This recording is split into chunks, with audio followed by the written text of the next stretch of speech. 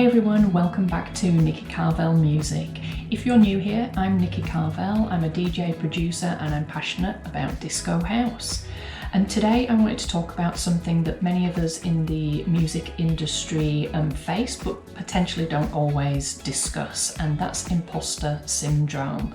It's that nagging voice in your head, saying, am I really good enough? Do I belong here? And I'm pretty sure that most people kind of go through this. So if you have felt this way, you are definitely not alone.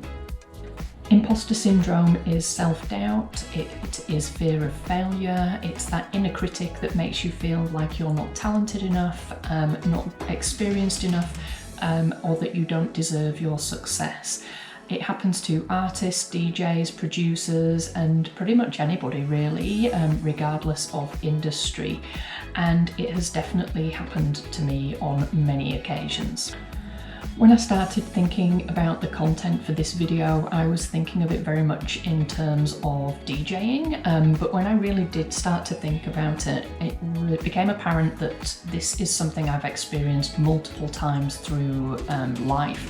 And I think the earliest memory I have of feeling like that imposter was probably when I was about 12, 13, and I auditioned for a performing arts course at Intake High School back in Leeds, where I'm originally from.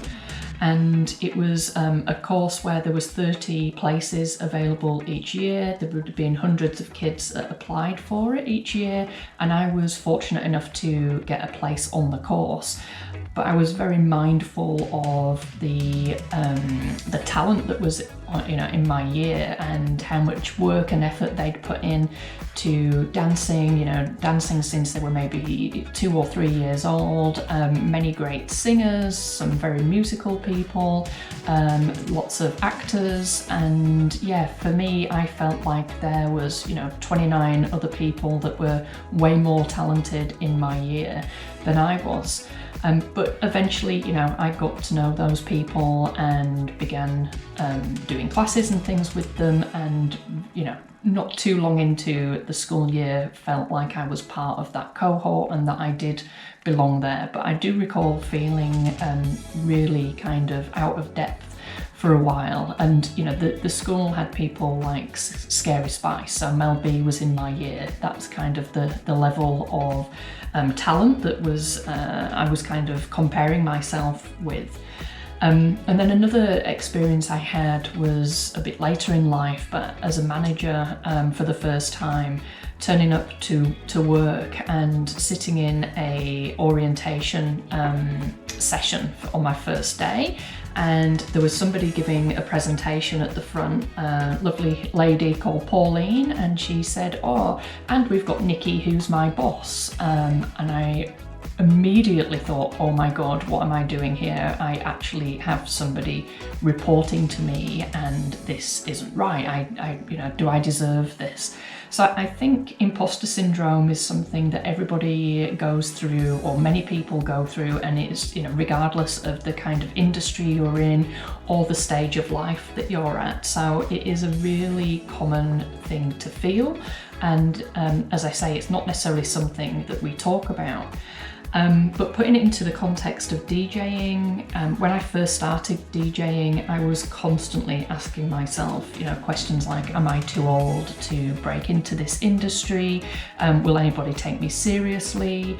And even now, as my career develops, and I've been doing the DJing for sort of coming up to 7 years, there are things that are happening and goals I'm achieving along the way, and I still ask myself, am I an imposter in this position? So when I started music production, I did feel very much in that sort of world of everybody else knows what they're doing, I don't, and somebody's going to find out that I'm a fraud at some point. And obviously as time goes on and the more competent you get at the skills, the less you feel like that.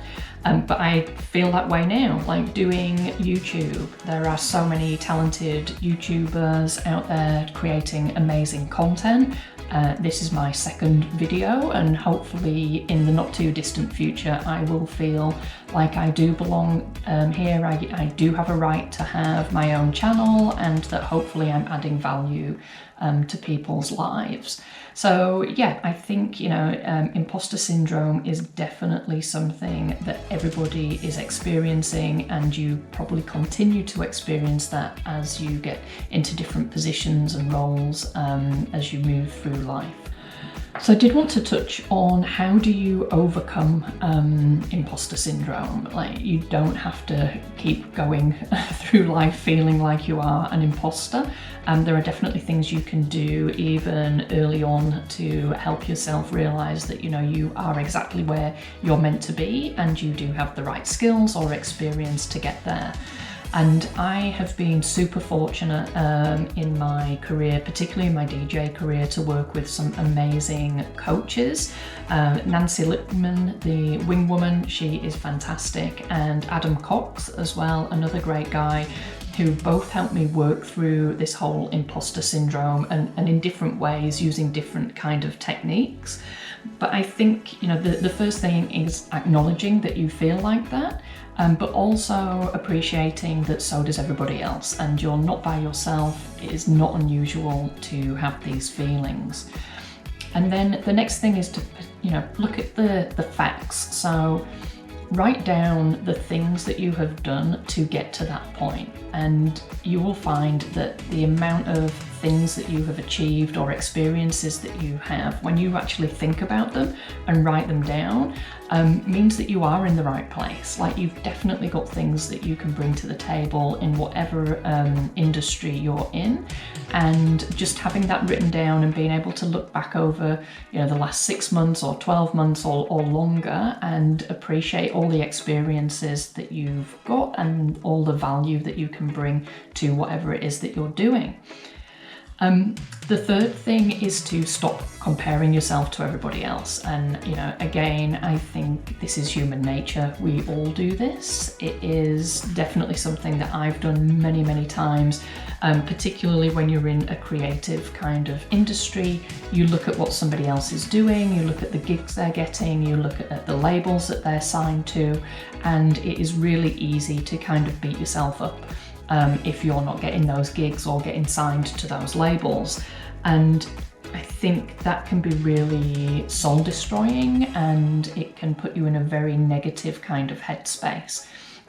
And when you stop focusing on what everybody else is doing and just focus on what you need to do to get that next step, get that next track out, get that next gig, when you focus all your energy on your next move, that really helps you forget about the noise and really focus on the stuff that you need to be doing to make the most of your own journey.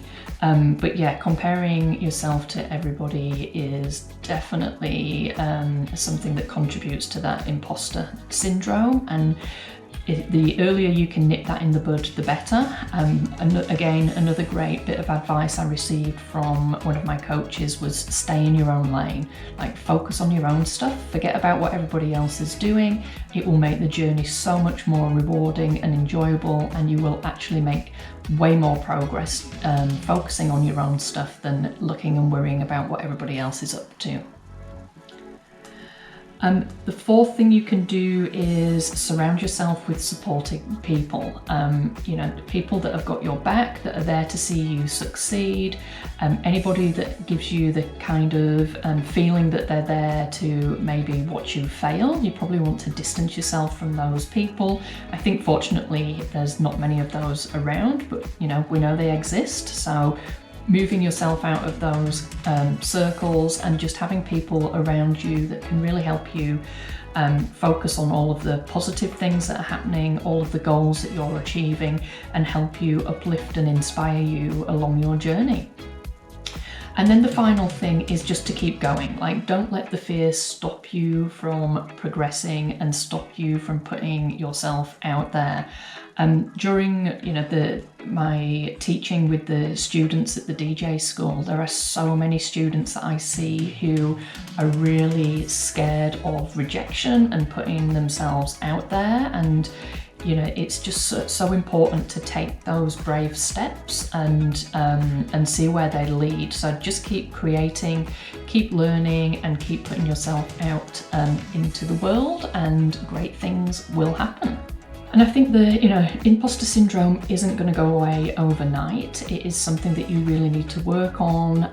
But the more you challenge that, and the more you kind of own up and admit how you're feeling, and start to put some of those things into practice to subdue that nagging voice, then the easier and quieter that will become for you. If imposter syndrome is something that you have experienced or are feeling at the moment, we'd definitely love to hear from you. Please drop me a comment down below. If you have enjoyed the video, please like and subscribe. There will be more content coming. The next video will be an interview with an absolute house legend, and I cannot wait to share that with you. But until then, keep in touch. Let me know in the comments how you're going with tackling imposter syndrome. Thanks for tuning in. I'm Nikki Carvel, and hope to see you soon.